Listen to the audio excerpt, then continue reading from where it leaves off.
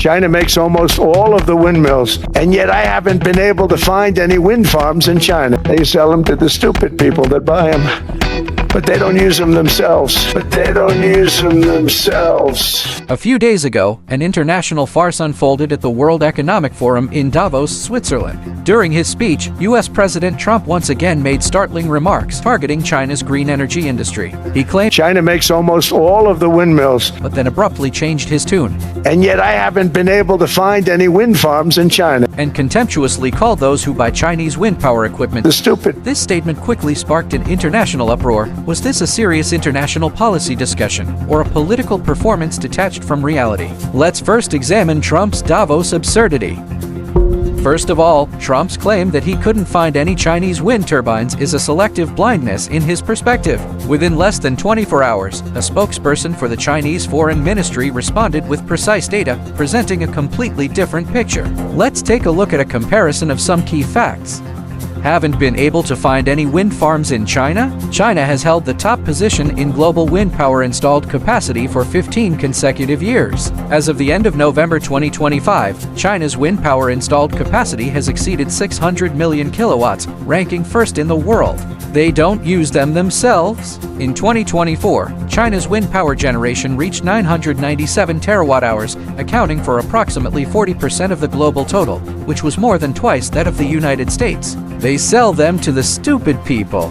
Between 2020 and 2025, China's exported wind power and solar photovoltaic products cumulatively reduced carbon emissions for other countries by approximately 4.1 billion tons. China has built the world's largest renewable energy system and actively shares it. These figures are not from a single source but have been corroborated by multiple authoritative institutions both domestically and internationally. The Guardian and the BBC both pointed out that Trump's remarks were inaccurate and reported on China's massive wind farms stretching from the Gobi Desert in Gansu to the eastern coast, their scale even visible from space. Data from the Global Energy Monitor also shows that China's wind and solar power projects under construction account for nearly two-thirds of the world's new capacity to be put into operation.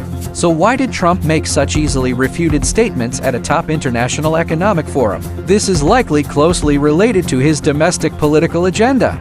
In 2026, the U.S. presidential election is already in its pre-election phase. For some politicians, targeting China on a high-profile stage like Davos is a cost-effective political strategy.